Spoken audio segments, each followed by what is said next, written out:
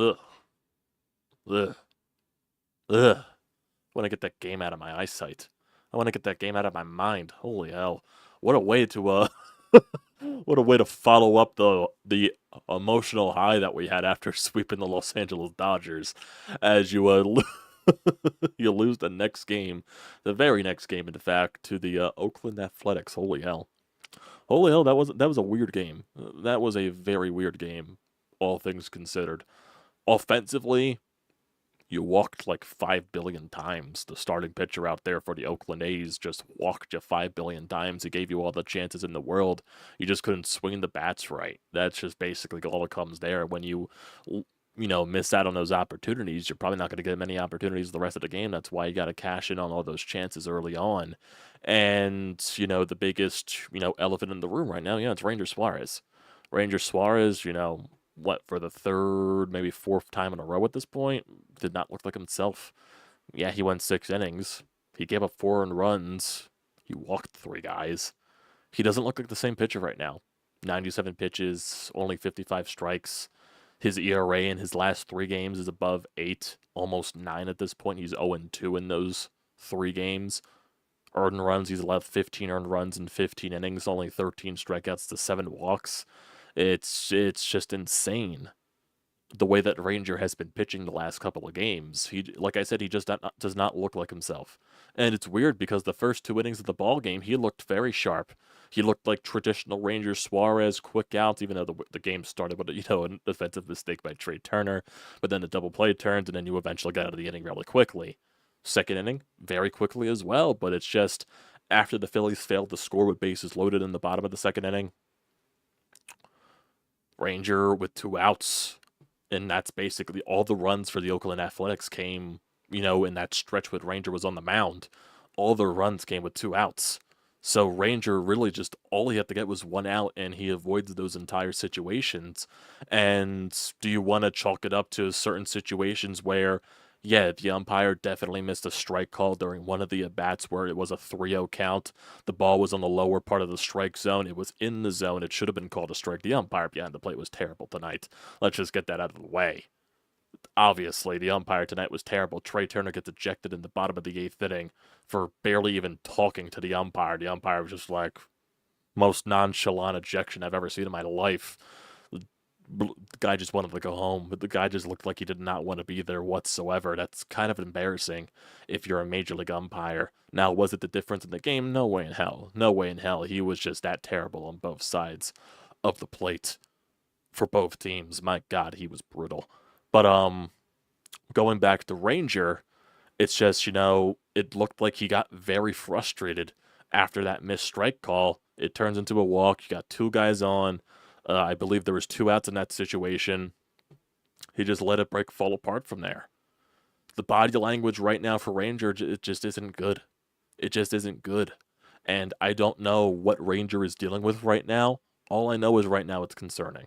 All I know is right now is concerning.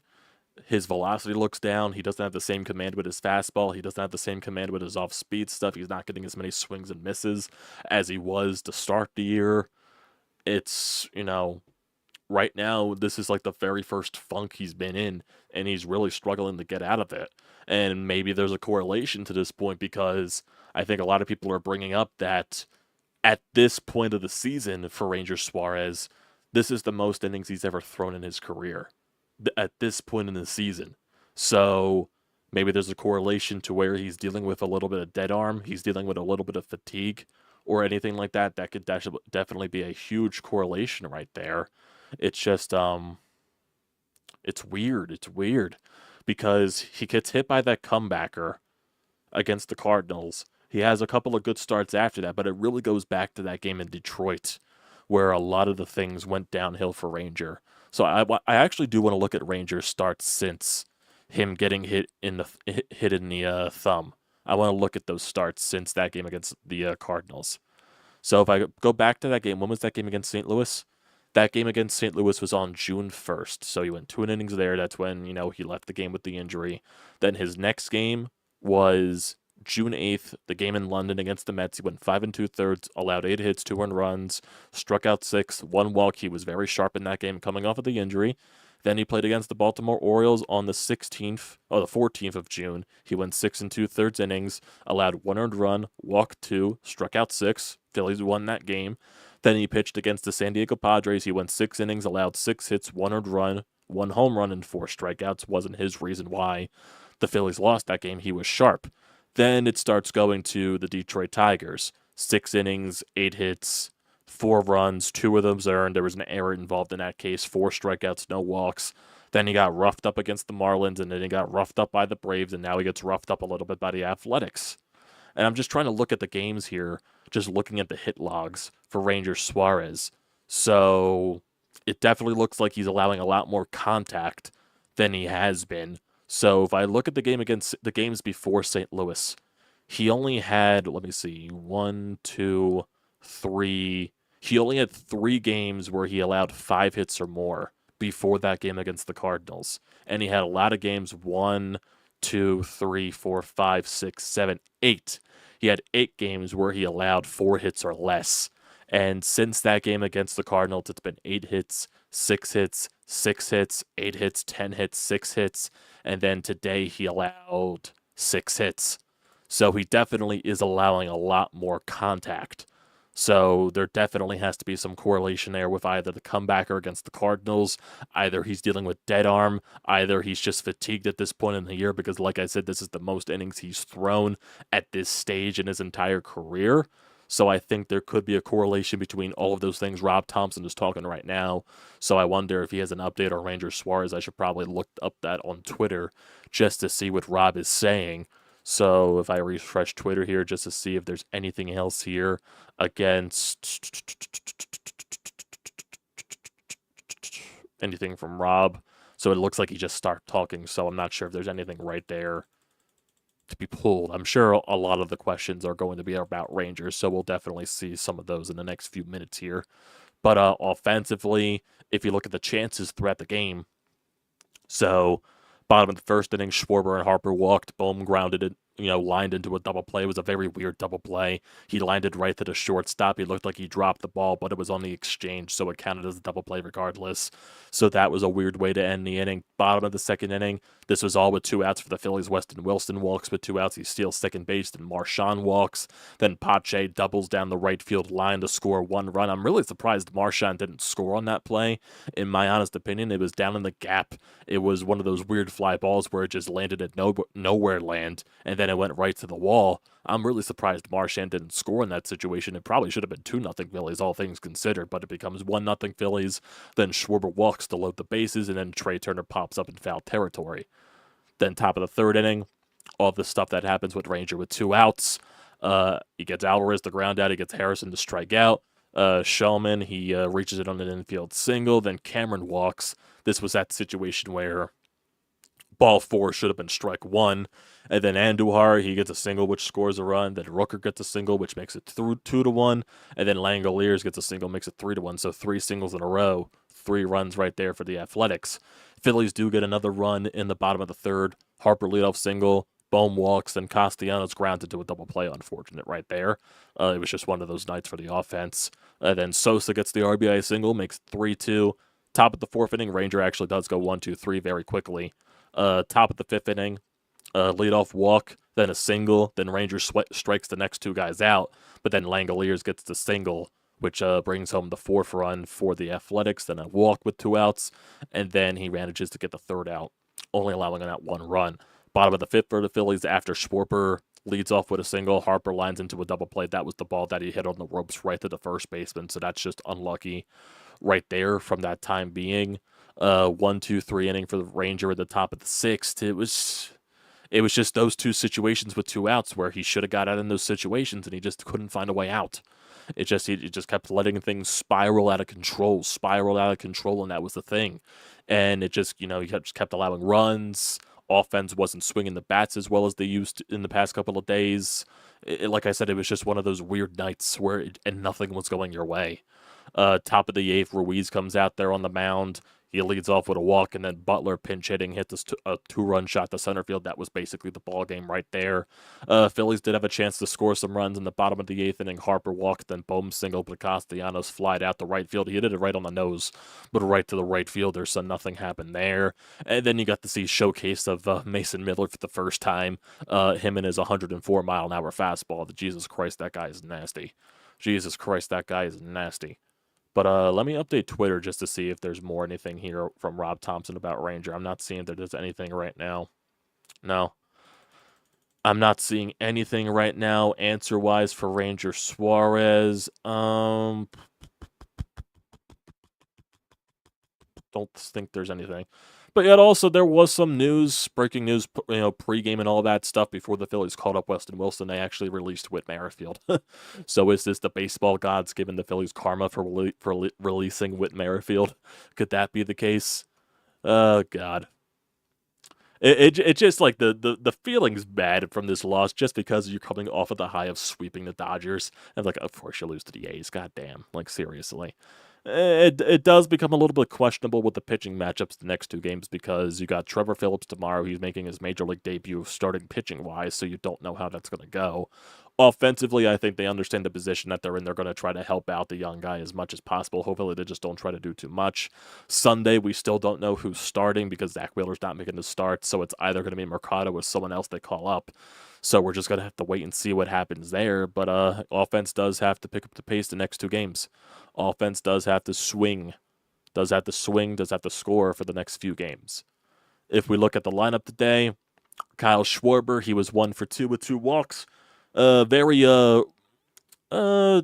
a rare quiet night from Trey Turner in the past couple of weeks. He went over 4 tonight with a strikeout. Bryce Harper, he went 1 for 2 with 2 walks. So, in the end of the day, he kind of did do his job. Alec Boehm, he went 1 for 3 with a walk. Nick Castellanos 0 for 4. Edmundo Sosa, he went 1 for 3 with a RBI. Bryson Stott eventually came into the game to pinch hit in the 9th inning. He struck out in at bat. Weston Wilson, he went 1 for 3 with a walk. Marchand 0 for 3 with a walk. Pache, he went 1 for 3 with an RBI, so he was one of the lone RBI getters in this game. Then Brandon Marsh pinch hit for him in the 9th inning. He struck out in that at bat against Mason Miller. Phillies went 2 for 7 with runners in scoring position. They left 7 runners on base. Athletics went 4 for 8, and they left 6 runners on base. Pitching-wise for the Phillies, we know Rangers' stat line, 6 innings, 6 hits, 4 earned runs, 3 walks, 6 strikeouts on 97 pitches. His ERA is up to 2.76 now. Sir Anthony Dominguez had a very solid 7th inning of work, allowed 1 hit, but basically got out of that unscathed. Ruiz comes in the 8th, 1 hit, 2-run shot, a walk, 17 pitches. So it was one of those situations where he struggled out of the gate, allowed the 2-run shot, then he retired the next 3 guys in a row. So, doesn't make sense. Then Gregory Soto had a very dominant top of the 9th inning, 2 strikeouts on 11 pitches, 9 strikes thrown there. Really nothing to complain about there for Gregory Soto. That's really how he's been the past couple of outings for himself. Has been very, very sharp. I'm still trying to see if there's anything here on Ranger Suarez from Rob Thompson that does not look like Rob has said anything in regards to the Ranger. Does not look to be the case. If nothing's really standing out. I don't think there really is. Jeez, just look at some of these pitches from Mason Miller. 102.5, 103.4, 103.4, 103.6, 103.7. How the fuck are you supposed to hit that? How the hell are you supposed to hit that? That's just crazy. That's unhittable. That is unhittable. It's ridiculous how nasty Mason Miller is. It kind of makes me want Mason Miller. Kind of makes me want him. But I don't think the Phillies are going to be going after a guy like Mason Miller. I just don't see that happening. What else? What is there? What else? Like I said, I don't think there's anything from Rob Thompson on Ranger at all. I don't see anything. But then, of course, on Twitter, of course, you got the Phillies fans overreacting to this loss, of course. It happens. You lose a game to a bad team. You drop a game to a bad team. It's going to happen over the course of the season, and 100% it's going to happen. It's just, it definitely was an annoying loss coming off of the high of sweeping the Dodgers. Definitely feels like that, but Yeah, there's basically nothing else to talk for this game. Offensively, you had your chances early in the game, and then just nothing went your way. Nothing went your way. Not using that as an excuse, but it just kind of felt like, when you're hitting things on the rope and they're just going right to players in the field, that really just shows to go that it's not your night. Definitely could have been better 100%, but I do expect the offense to bounce back over the course of the next 2 days, so I'm not concerned in that aspect. But if we look at the next 2 games in terms of pitching matchups, tomorrow is Phillips for the Phillies, so we're gonna see what he is like in terms of in the starting pitching role. And then for the Oakland Athletics, it's gonna be Mitch Spence. He's a relief pitcher that's been stretched into a starter. He has a 4.29 ERA. And looking at his pitching stats the past couple, it's an Oakland Athletics pitcher. He's not that good. He's not that good. He went 6 innings against the Angels. He allowed against the Baltimore Orioles. He allowed 4 runs, 5 1/3 against the Angels. Allowed 1 earned run, 5 1/3 against the Angels. Again, allowed 6 earned runs. So it's like this is a guy that you can hit. This is a guy that you can hit. So there's no excuses to that point.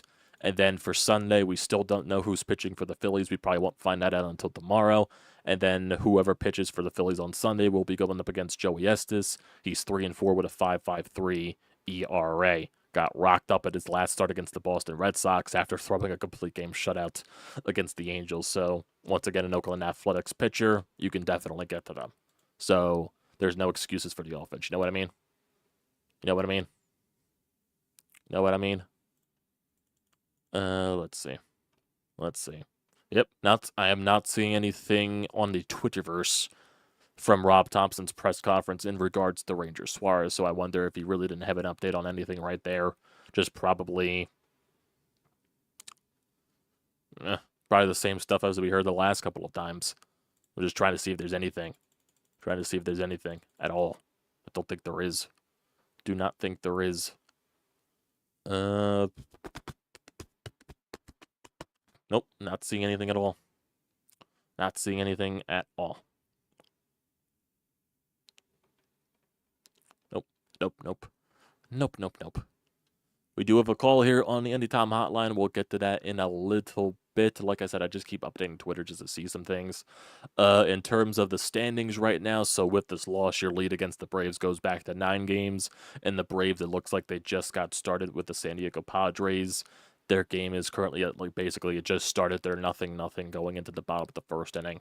I think Schwellenbach is pitching for the Braves in that game, going up against Matt Waldron, who has the knuckleball. So we'll see how the Braves offense is able to handle the knuckleball. We'll see. Maybe San Diego can help us this series. We'll see. We'll definitely see there. Yeah, really nothing else. So let's get to the Anytime Hotline. Let's see what Sean has to say. And we'll get to you guys in the live chat and we'll end this off. Like I said, really nothing else going on with this game. Really just a disappointment there. Like fucking McCarthy said, it was just a weird night at Citizens Bank tonight. Again, a lot that happened was the tone set in the first inning. First batter of the game hits a routine grounder to Trey Turner that he kicks for an error. Then in the bottom half, Alec Boehm hits the ball that looks like a 2-run single that gets caught for a double play. I mean, that's the type of night that it was all around. I mean, the Phillies, again, when the opposing pitcher walks 6 guys and is getting away scot-free every inning, you knew that it wasn't going to end well. But the biggest mantra of this game, and we can say that the last few games, is what's the matter with Ranger? He faced the lineup tonight that he should have went through with ease. He should have went 7, maybe 8 innings, 2 runs or less. There's something wrong with this guy. Again, maybe he's got dead arm, maybe he's injured, I don't know. But there is major cause for concern with Ranger Suarez. Definitely not the same pitcher that he was to start the year. And, you hate to be negative Nelly here, but hey, Oakland's in a real good position to sweep this series with the Phillies throwing what they're throwing the next 2 games. I hope San Diego does us a solid and kicks Atlanta's ass, because this series may be tougher than we thought coming in. Yeah, Yeah, it definitely sucks losing the first game. I have confidence in the offense that they'll show up the next couple of days. I think they know that okay, we're throwing rookies on the mound the next 2 days. We gotta help them out as much as we can. We gotta score a bunch of runs as much as we can. So I am confident in the offense's capabilities of finding ways to score runs the next 2 days. Today was just a very weird day, and like you said, basically nothing just went your way. It was a very very very weird game in terms of the offensive side. I think for Ranger Suarez, I just need to see the terms of innings for him, the terms of innings that he has pitched. So if I go to just Ranger Suarez in general, maybe if I go to his baseball reference, that'll help better.